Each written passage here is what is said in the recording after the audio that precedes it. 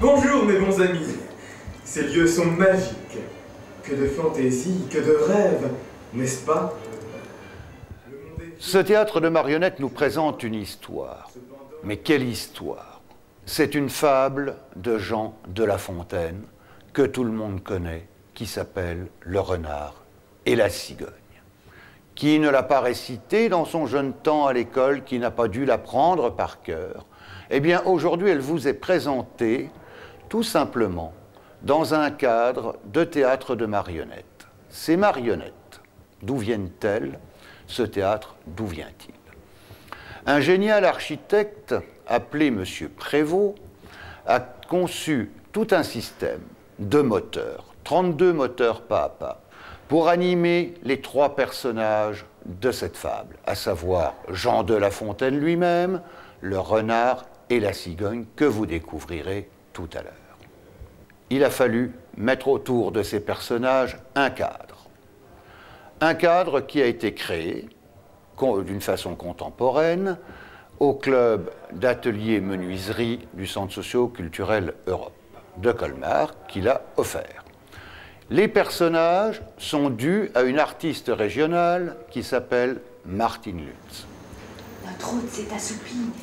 L'air pur de nos forêts a dû... Profitons de ces lieux, et sur l'heure, jouissons de ma besogne. Sans autre frais, dînons sur cette table. Venez, prenez place. Après tout, c'est vous l'auteur du régal.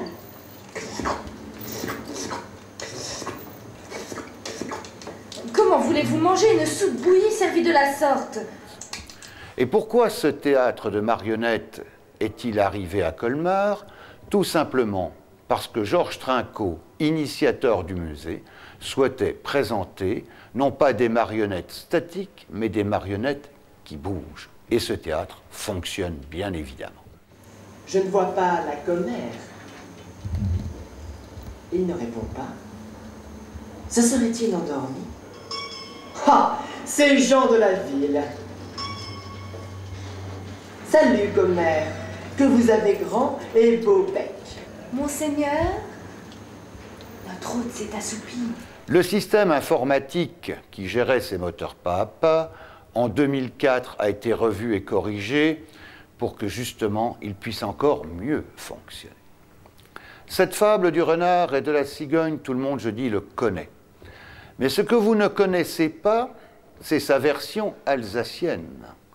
Car dans la première partie du spectacle, le renard et la cigogne se rencontrent, certes, dans un pré, près de navire. Ensuite, ils vont dans une auberge.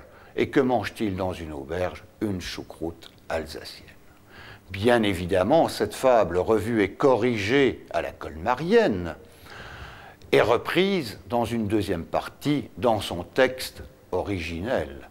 Il ne faudrait quand même pas dénaturer cette merveilleuse fable que nous a écrite Jean de La Fontaine et dont tout le monde connaît la conclusion. Sur la musique de Jean-Baptiste Lully, tout le monde peut reprendre le texte de la fable du renard et de la cigogne de Jean de La Fontaine avec la narratrice. Mais quel merveilleux texte que celui de cette fable. Tout le monde s'en souvient, il restera éternellement dans nos mémoires et dans notre cœur.